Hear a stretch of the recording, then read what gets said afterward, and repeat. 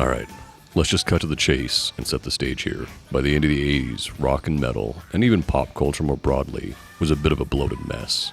Rock and metal was dominated by Sunset Strip glam metal and sleaze rock, goofy, overproduced stadium anthems, and virtuosity, technicality, and theatrics were king. Every song featured ripping guitar solos, and guitar gods like Malmsteen, Van Halen, Satriani, and Steve Vai defined what it meant to be a rock guitarist, setting the bar with their speedy two-handed tapping, legato, and dive bombs.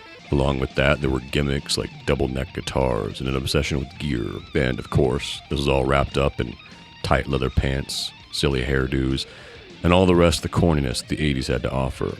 However, underneath the surface, there were a multitude of new scenes brewing in the underground that would eventually come to dominate in the 90s and change pop culture forever.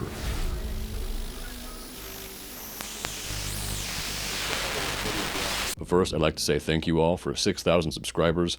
And if you enjoy these videos, make sure to like, subscribe, and share. Or if you're feeling generous and you want to help the channel out more directly, you can donate over on Ko-Fi. And of course, you can follow me on all my social medias or listen to my demos on SoundCloud. Links to everything can be found below. But with all that out of the way, let's get on with the video. Now, I want to be clear. I don't think the 80s were all bad, or even that the things I mentioned are intrinsically bad. I mean, who doesn't love Vice City and its soundtrack? But I think we can all agree the 80s got a bit cheesy and over the top. And especially in regards to rock and metal, it was getting pretty dumb and bloated. The reason why I bring up the 80s is I think in many ways rock and metal is going through a very similar phase. Now, don't get me wrong, it's not a one-to-one comparison by any means, but I think there are some definite parallels. For example, in the same way that the 80s was dominated by virtuosity, technicality, and production, modern metal is much the same. With the influence of bands like Meshuggah and the proliferation of digital audio workstations and the techniques they allow for, like comping and quantizing,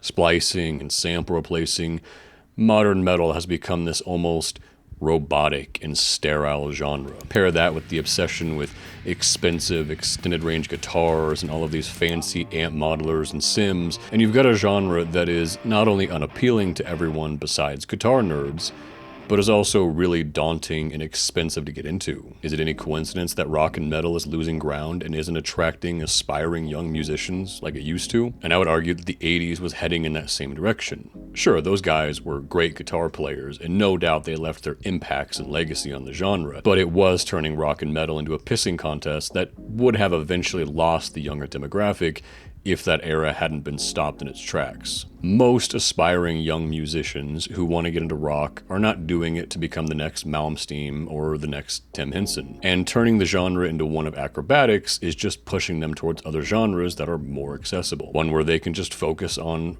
writing good or fun music. I mean, if you were a 12-year-old boy looking to get into music, would you rather spend thousands on expensive gear and spend years upon years perfecting your playing in order to get maybe 10,000 listeners on Spotify? You'd probably just opt for another genre. And it seems that most young people are gravitating towards other genres these days. The next generation of rock musicians looks pretty thin and dire. I just want to add a quick addendum here. If there are any young and aspiring rock or metal musicians watching, don't fall for any of the hype or feel like you need all these expensive guitars, plugins, or modelers or anything in order to do this stuff. Brands like Harley Benton or Ibanez offer a great selection of affordable guitars. I, for one, have a secondhand Mexican Strat. You also don't need a quad Cortex or fractal axe effects or whatever. Just get an affordable interface and download Neural Amp Modeler and Ignite Amp's Nade IR. Now go out and write the next smash rock hit. And in the same way, the 80s was dominated by these larger-than-life, overproduced, anthemic rock songs. Modern metal has become dominated by what people refer to as Octane Core.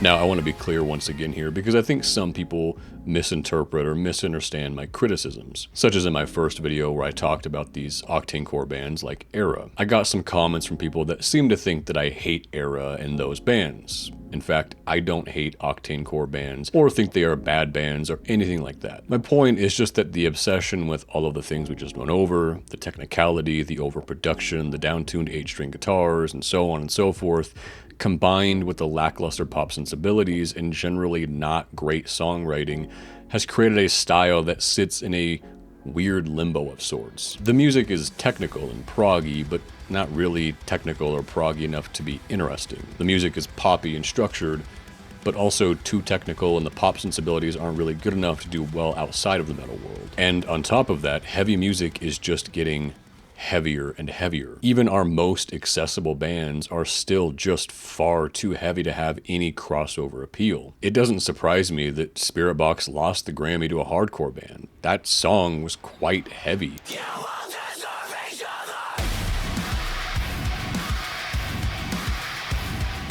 And it makes me wonder, is that all we have to offer? Do we not have any hard rock or metal acts with stronger pop sensibilities or crossover appeal anymore?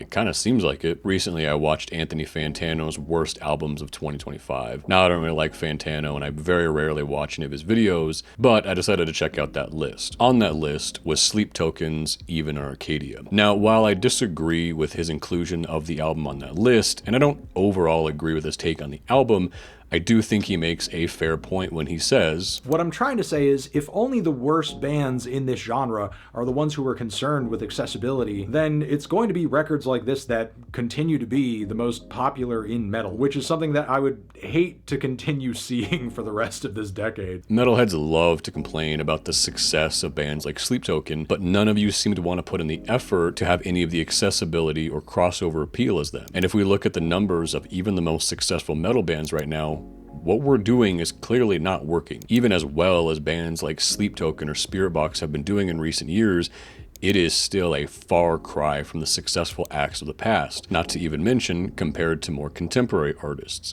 We're excited when a new band gets 1 million views or 500,000 monthly listeners on Spotify when Olivia Rodrigo has 50 million. For the longest time, Metallica was the metal band with the most monthly listeners on Spotify, a band that was a certified legacy act when I was a kid. But more recently, they've been taken over by the hot new band Linkin Park. I mean, at least the cheesy 80s anthems were at least actual hits. Okay, so I know this video is supposed to be more positive, and I've already spent half of it being critical, so let me get onto my idea for this video. In the introduction, I mentioned that in contrast to the stupid and bloated mainstream rock and metal scene of the 80s, there was a vibrant and incredibly innovative underground scene. Many of the genres that we still listen to today have their roots in the 80s. Genres like hardcore and its derivatives, from post-hardcore and emo to metalcore and sludge metal. In the case of metal, we saw the rise of genres like thrash and death metal. In rock, we saw the rise of genres like post-punk, alternative, and indie rock, along with subcultures like goth and skate culture. And all of this would culminate in what I think would best be described as the 90s alternative revolution. Spearheading this revolution were the Seattle grunge bands with the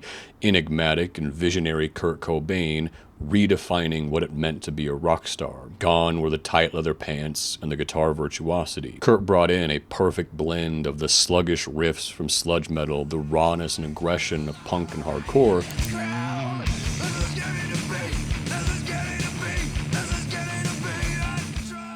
but still had great pop sensibilities thanks to his idols like the Pixies. It was stripped down, but still fresh, and it captivated a whole new generation. Even to this day, there are a lot of kids still getting into bands like Nirvana. I can't really say the same for Poison. But it wasn't just the Seattle scene. It was also bands like Pantera and White Zombie bringing in a much more stripped down and groovy sound to metal. It was groups like R.E.M. or Nine Inch Nails bringing in experimental and industrial sounds. Groups like Rage Against the Machine brought in unaccommodating political commentary, and a few years later, groups like Korn combined the groove of Rage with the angst and emotional realness of grunge. Pop acts like Blink-182 and The Offspring blew up with simple but incredibly catchy punk tunes. And there's so much more I could mention, from Mr. Bungle to Fear Factory to even gangster rap, but I think you get the point. The 90s was a massive change in pop culture, and it has been remarked upon a million times before that this alternative revolution pretty much wiped the slate clean and killed off all of the hair metal and the guitar gods and the virtuosos. It ushered in a whole new era of pop culture, and in the process revitalized rock and gave young people something to look up to. Musicians like Kurt Cobain were aspirational and inspiring,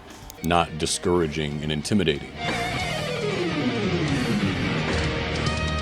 Now, while I don't think the current state of underground music is quite as interesting or as revolutionary as it was in the 80s, there are still some interesting developments to note. We've seen genres like hardcore and slam grow exponentially in recent years. In fact, I would argue those genres are bigger than they've ever been. We're seeing revival core bands come up and bring back what we lost from the transition away from the MySpace era of metalcore and deathcore. You know, before 8-string guitars and djent took over, the messier production, the melodic riffs, and a return to good old drop C. On the indie side of things, we've seen acts like King Gizzard, Geese, and McGee making some fairly interesting and experimental music and pulling some pretty good numbers all while doing so. Sludge acts like Acid Bath and Crowbar have been getting attention on platforms like Reels and TikTok.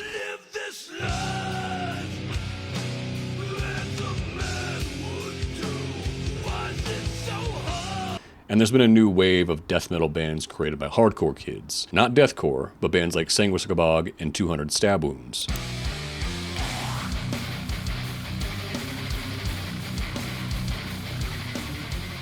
So, my thought process here is conventional wisdom holds that everything comes in cycles, or history repeats itself, or often rhymes, whatever cliche saying you prefer. I think right now we're seeing somewhat of a repeat of what we went through in the 80s, and if the above cliches hold true, I think not only are we due for another grunge-style movement, but we're maybe even a little overdue for it. Now, I don't think this will be as big and as far-reaching as the 90s alt-revolution. I think culture is too fragmented now for such a huge paradigm shift. Rather, I think this will be confined more so just to the world of heavy music, but it will be a much-needed refresh. And will hopefully bring heavier music back into cultural relevancy again. So what do I think this new thing will be?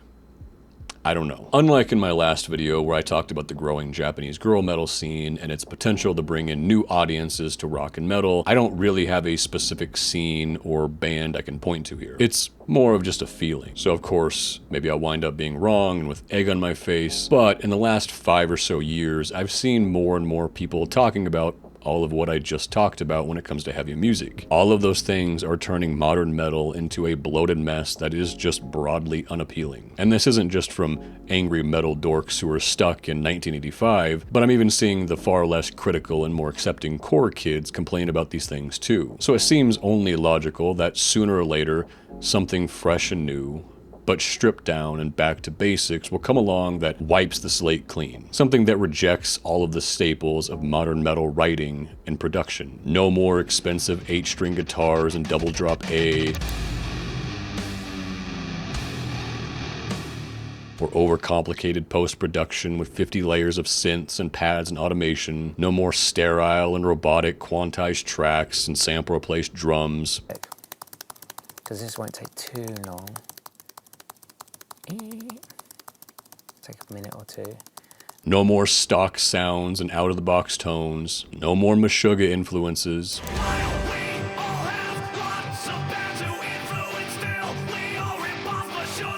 Something that is heavy, but still has crossover appeal like grunge or nu metal. And if you used platforms like Reels or TikTok lately, you've maybe seen videos where people are begging white boys to remember who they are and return to their roots.